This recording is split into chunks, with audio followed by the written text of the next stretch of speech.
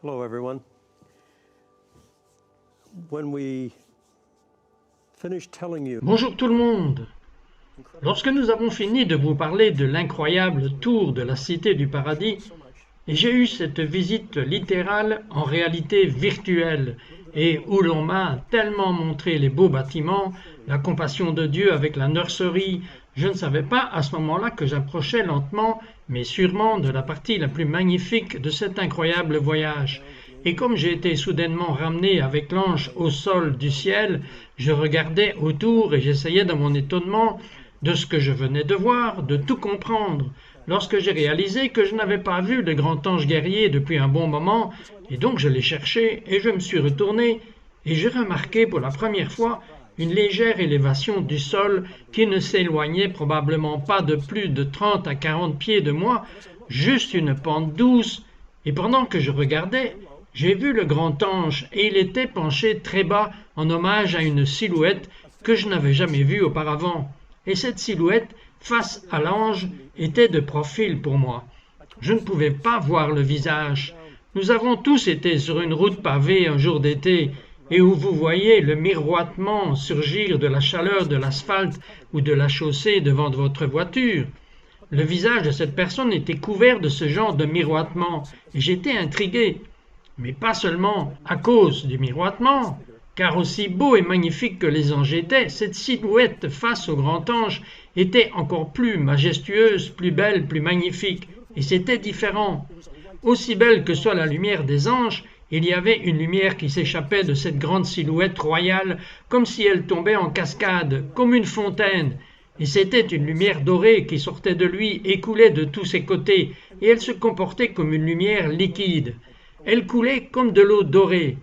Et alors que je regardais avec étonnement cette lumière liquide dorée descendre la pente vers moi, j'ai remarqué qu'en descendant la pente, chaque fois qu'elle touchait les fleurs et l'herbe, qui étaient déjà belles et en fleurs, lorsque cette lumière liquide dorée coulait sur elles, elles ont fleuri encore plus haut et plus magnifiquement que jamais. J'étais tellement fasciné par cet être incroyable que je suis tombé sur le chemin et j'ai regardé cette incroyable lumière liquide venir couler vers moi. Je l'ai regardée avec fascination pendant qu'elle s'accumulait autour de mes pieds, et alors tout mon être a été rempli de la réalisation que cette figure royale majestueuse que je regardais n'était autre que Jésus-Christ, le Fils du Dieu vivant, quelqu'un que j'avais pensé être juste simplement une légende juive. Et ici je le regarde dans toute sa magnificence, et l'amour liquide doré qui coulait de lui et s'accumulait autour de moi. Cela m'a vraiment changé pour toujours, et j'étais émerveillé par ce que je voyais et ressentais, et je suis tombé à genoux dans cette piscine d'amour liquide doré, et soudain 2 anges étaient à côté de moi et m'ont soulevé, et alors que je fixais la figure de Jésus, le miroitement a disparu de son visage, et j'ai vu ce beau visage de profil dans toute sa splendeur. Et alors qu'il regardait l'ange qui était penché face à lui, l'ange a mis la main dans son manteau et a sorti ce petit livre mince, pas plus gros qu'un petit menu dans un restaurant, et il l'a ouvert et l'a présenté à Jésus pour qu'il le lise. J'ai eu ce sentiment de honte et de dégradation le plus accablant, parce que j'ai réalisé que ce que l'ange avait présenté à Jésus était le livre de ma vie, et au lieu d'un livre aussi épais qu'une Bible, avec toutes les bonnes actions que j'aurais pu faire, avec les nombreuses ressources que j'avais, tout ce que j'avais à montrer pour une vie, que je pensais réussie, était le petit livre mince et maigre. J'étais submergé de chagrin et de honte. C'était tout ce que j'avais à montrer pour la vie que j'avais vécue. Et maintenant je prie tous les jours et je fais de mon mieux ce que je peux tous les jours, afin que si jamais je suis autorisé à revenir en arrière à ce moment où l'ange a pris le livre de ma vie pour que Jésus le lise, Jésus aurait besoin de 3 anges et d'un chariot élévateur pour le soulever. C'est à quel point je suis engagé à vivre une vie qui honore le Christ et Dieu le Père. Mais à ce moment-là, j'étais submergé. Et comme l'ange a présenté le livre à Jésus à lire comme Jésus lisait, c'était comme si toutes ces images tournaient les pages et traversaient mon esprit. Je me voyais enfant dans les bras de ma mère, je me voyais jouer dans la neige avec mon frère, je me voyais à différentes étapes de ma vie devenir jeune pilote, devenir plus vieux, et non seulement j'ai vu certaines des bonnes choses que j'ai faites, mais j'ai vu les transgressions que j'avais commises, j'ai vu les péchés que j'avais commis. Mais la chose la plus incroyable de toutes, parce que j'étais impitoyable dans les affaires, je devais gagner à tout prix, et je blessais les gens, et j'avais ce sentiment si intense que non seulement j'ai vu les péchés et les transgressions que j'avais commises, mais j'ai ressenti la douleur que j'avais causée pour les personnes que j'avais blessées. Non seulement le péché était visible, la douleur que je leur avais causée est devenue ma douleur, et j'ai été submergé par le chagrin et la tristesse au montant de douleur que j'avais causé dans ma vie. Je n'avais aucune idée, j'ai ressenti leur douleur, c'est devenu ma douleur, et j'ai été submergé par le chagrin et la tristesse que j'avais créés pendant mon temps sur terre. Je me souviens être retombé à genoux et avoir pleuré pour la vie que j'avais vécue. Il n'a pas fallu longtemps à Jésus pour lire ce petit livre mince. Il s'est redressé, l'ange a plié le livre, l'a remis dans sa robe et a disparu. Et alors que je regardais émerveillé, à bout de souffle, cette magnifique figure de Jésus s'est tournée vers moi. Et soudain, je me suis retrouvé face à face avec Jésus-Christ, le Fils de Dieu. Mesdames et messieurs, il n'y a pas de mots pour décrire ce qui s'est passé entre nous dans toute l'énormité de la minute. Mais alors que nos yeux se sont croisés, j'ai soudain eu l'impression d'être attiré par ces yeux incroyables de gris, de vert et de bleu, et dans ces yeux j'ai vu l'éternité. J'ai vu le chagrin pour la façon dont j'avais vécu ma vie. J'ai vu le chagrin de la façon dont l'humanité a rejeté le message de son Père. Mais aussi, j'ai vu quelque chose de magnifique et de merveilleux. J'ai vu un amour incroyable pour moi. Pour moi, un seul point dans le cosmos de la création de Dieu. L'amour était indéniable, il était incessant, et c'était un moment personnel si intense.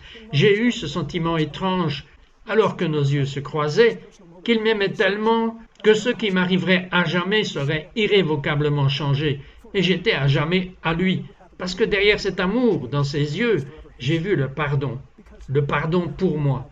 Jésus m'a couvert du sang de son pardon, et je me sentais triste et vivant et ravi tout à la fois. J'aimerais que vous prêtiez attention à cela, parce que vous tous qui honorez Dieu, qui l'aimez, et essayez de vivre une vie de bonté et de gentillesse, examinerez ses yeux un jour, et vous verrez ce que j'ai vu, cet amour incroyable pour moi, pour nous. Et j'ai eu le sentiment le plus étrange, que même si mon intellect m'a dit qu'il avait créé des milliards de personnes dans une fraction de seconde, j'avais l'impression d'être le seul qu'il ait jamais créé. Mon intellect en savait plus long, mais mon esprit me disait autre chose.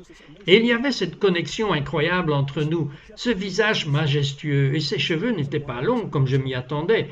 Ils s'enroulaient sur son col, ses yeux incroyables, les traits nobles les plus royaux, à la peau très olive, un sourire impossible à décrire, un sourire plein d'amour, de compassion et d'espoir. Et pourtant, et j'aime le dire aux gens dans ses yeux, j'ai aussi vu de l'humour. J'ai vu que c'est un Jésus qui veut que nous rions. Il veut que nous soyons heureux lorsque vous êtes là, vous avez combattu le bon combat, vous avez couru la course, et maintenant il est temps pour la joie. J'ai en fait demandé aux anges avant cela ce qu'est la joie, et ils ont décrit la joie de cette façon. Ils ont dit sur terre, lorsque quelqu'un vous dit quelque chose de vraiment humoristique, dans cette fraction de seconde, alors que vous êtes sur le point d'éclater de rire. Imaginez ce moment étendu intemporellement au paradis, qu'est la joie. Et alors que je regarde les yeux de Jésus, c'est ce que j'ai ressenti. La joie de l'amour sans fin, de l'infini pardon sans fin, de l'acceptation totale. Je n'avais pas à prétendre être quelqu'un d'autre, j'étais à lui. Mon esprit était revenu à la maison et il m'accueillait à travers mes larmes.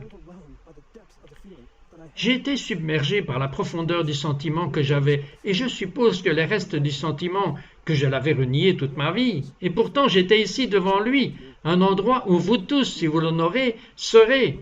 Et quand vous regarderez dans ses yeux, vous verrez ce que j'ai vu, cet incessant amour totalement engagé pour vous, et son appréciation pour une vie vécue en l'honneur de son Père. Et comme je l'ai dit, c'est ce que j'essaye de faire maintenant avec chaque jour de ma vie pour être un homme aussi bon que possible. Pour une raison égoïste, c'est que je veux tellement y retourner. Vous n'avez aucune idée combien j'ai hâte d'y retourner. Je veux dire, j'aime la vie maintenant, j'aime ma femme, j'aime ma famille. Mais regardez, vous ne pouvez pas expérimenter le paradis et ne pas le désirer. Je me rends compte que je ne peux pas précipiter cela. Donc je suis content d'essayer de faire ce que Dieu veut que je fasse, ce que Jésus voudrait que je fasse. Mais je suis prêt à tout moment et je pense qu'il le sait.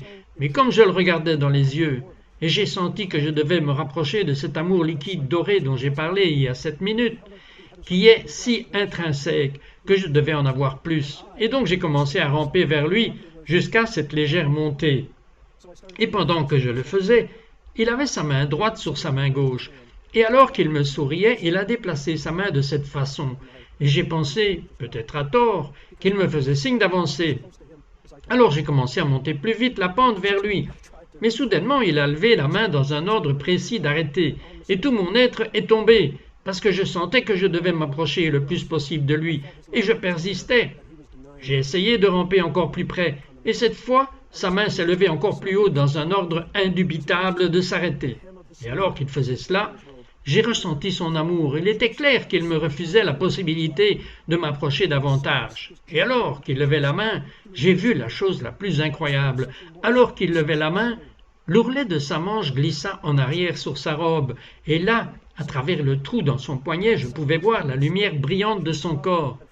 Et quand j'ai vu cela, cette blessure déchiquetée dans son poignet, les restes de la crucifixion, j'étais rempli d'un tel remords, d'une telle honte que ma discrétion l'avait tellement blessé que Dieu a envoyé son Fils unique pour nous apprendre l'amour et le pardon, et comment être gentil. Et nous l'avons assassiné de la manière la plus hideuse possible, et quand j'ai vu cette marque dans son poignet, à travers laquelle la lueur dorée de son corps brillait, c'était comme si j'avais tenu un marteau et enfoncé les clous. C'était si personnel, un moment, et j'ai encore une fois commencé à pleurer pour ce que nous, en tant qu'humanité, et ce que je lui avais fait. Je n'oublierai jamais la terrible blessure dans son corps. Alors que je regardais à travers mes larmes, Jésus m'a souri, et instantanément je me suis calmé. Et puis j'ai réalisé que Jésus était sur le point de me parler. Souvenez-vous que plus tôt j'ai dit que quand l'ange m'a parlé, c'était comme si c'était un transfert de pensée. Mais quand Jésus m'a parlé, c'était comme si je vous parlais. Ses lèvres ont bougé, ses yeux ont interagi avec les miens, ses expressions faciales étaient gentilles, mais il m'empêchait clairement de m'avancer. Puis, alors que j'attendais avec une excitation sans borne, avec de la peur et de l'appréhension à la limite de l'extase d'entendre sa voix, c'est ce que Jésus m'a dit et qu'il veut que je vous dise. Ce sont les paroles du Christ vivant. Avec sa main levée, m'interdisant de m'approcher, c'est ce que Jésus-Christ m'a dit. « James, mon fils, ce n'est pas encore ton heure. Retourne en arrière et raconte à tes frères et sœurs les merveilles que nous t'avons montrées. » Puis sa main droite est descendue lentement et s'est reposée sur sa main gauche. Et tout à coup, l'énormité de ces paroles est tombée sur moi, que non seulement on me refusait l'accès, mais qu'on me renvoyait sur terre. De retour et loin de cette terre de paix, d'amour et de beauté sans fin. Et j'ai commencé à pleurer, j'ai commencé à implorer, j'ai commencé à mendier. « S'il te plaît, Jésus, ne me renvoie pas. S'il te plaît, ne me renvoie pas. » C'est ce à quoi j'ai aspiré toute ma vie. J'ai aspiré à cela. Je ne savais pas que c'était toi. S'il te plaît, laisse-moi rester, s'il te plaît, je ne serai pas un problème. En fait, j'ai dit que c'était pathétique, mais j'étais désespéré. Mais soudain, il y a 2 anges à côté de moi. Ils me soulèvent, me retournent et commencent à marcher avec moi en bas, me précipitant sur le chemin, et je me suis battu avec eux. Mais c'était inutile, ils étaient des anges. Mais je me suis battu, j'aurais voulu juste me retourner et plaider mon cas, où je pourrais peut-être le convaincre de me laisser rester. Et finalement, je me suis débattu, et j'ai retiré mon bras et j'ai regardé par-dessus mon épaule pour supplier encore une fois de me laisser rester, et j'ai regardé en arrière, et Jésus était parti. Mais au lieu de cela, je me tenais exactement à l'endroit où Jésus s'était tenu. Et là se trouvait le grand ange dans toute sa beauté gigantesque de 15 pieds de haut. Et pourtant je pouvais sentir de lui qu'il se sentait triste pour moi. Alors que j'entrevoyais ses beaux yeux violets, il avait la tête légèrement tournée d'un côté, alors qu'il me regardait. Et puis pour la dernière fois, j'ai entendu la voix de l'ange à travers le processus de transfert de pensée. Et j'ai entendu l'ange dire dans cette belle voix profonde, mélodique, « Je suis désolé, James, mais tu dois y aller. » Et ensuite, il a fait quelque chose que je ne pourrai jamais oublier, qu'il semblait grandir en stature et en magnificence de 15 pieds de haut, et tout à coup, il a déployé ses énormes ailes de 12 pieds de chaque côté, ce qui fait 24 pieds d'envergure, 15 pieds de haut, et il a commencé à briller d'une lueur dorée, comme s'il était revêtu d'un pouvoir et d'une dignité immense. Mais clairement, ce qu'il me disait était la voie à suivre pour moi à ce moment-là qui s'est fermée. Soudainement, les anges m'ont saisi fortement et soudainement j'étais de retour dans un tunnel. Mais ce n'était pas le magnifique tunnel où j'étais venu au paradis. Il faisait sombre, il y avait une faible lumière au bout et j'ai commencé à avoir froid. C'était humide, douloureux. Et en entendant ma voix, mon nom a été appelé et mon visage me faisait mal. Et soudain, j'étais sorti de ce tunnel et j'étais de retour dans mon corps. Et je convulsais sur la table et j'étais de retour et c'était comme si j'avais revêtu un lourd par-dessus froid et humide et j'étais intubé. J'ai appris plus tard, bien sûr, par ma femme et les infirmières ce qui s'était passé. Mais elles étaient absolument stupéfaites que je sois de retour. Il n'y avait pas d'explication médicale. J'étais cliniquement en mort cérébrale. Il n'y avait aucun espoir de guérison. Ma femme les avait convaincus de me garder sous respirateur afin que nos enfants puissent venir me dire au revoir. Puis j'aurais été débranché ou déconnecté. Pour que quelqu'un soit cliniquement en état de mort cérébrale pendant si longtemps, c'est du jamais vu. Et alors je luttais pour m'acclimater à la froideur de ce monde, à la douleur à nouveau. Mais la chose étonnante était qu'il courait et mettait ma femme dans la chambre calme, et j'avais du mal à parler avec les tubes qui étaient en moi. Et alors qu'il me stabilisait enfin et me prenait les tubes, ma voix était très grave, et soudain Lorraine avait ses bras autour de moi. Et de toutes les choses que j'aurais pu lui dire sur mon voyage au paradis, je me suis dirigé vers son beau visage, et j'ai lutté, mais j'ai finalement dit « J'ai vu Jésus, et Jésus a des chevaux. Jésus a des chevaux !» Et donc je suis de retour, et dans peu de temps je vous raconterai, comme Paul Harvey dirait, le reste de l'histoire. Mais je suis tellement reconnaissant à Dieu pour l'expérience, pour la beauté d'être immergé dans son amour. Et je prie pour que ce soit une bénédiction pour vous aussi. Merci.